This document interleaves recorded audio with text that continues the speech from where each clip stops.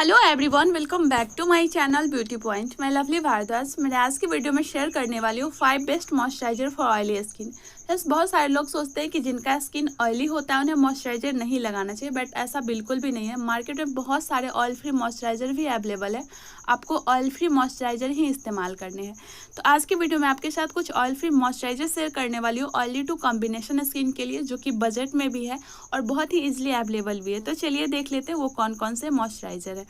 अगर आपको वीडियो पसंद आए तो वीडियो को लाइक करके चैनल को जरूर से सब्सक्राइब करना, ताकि आप मेरे वीडियो से अपडेटेड रहो। तो चलिए स्टार्ट करते हैं।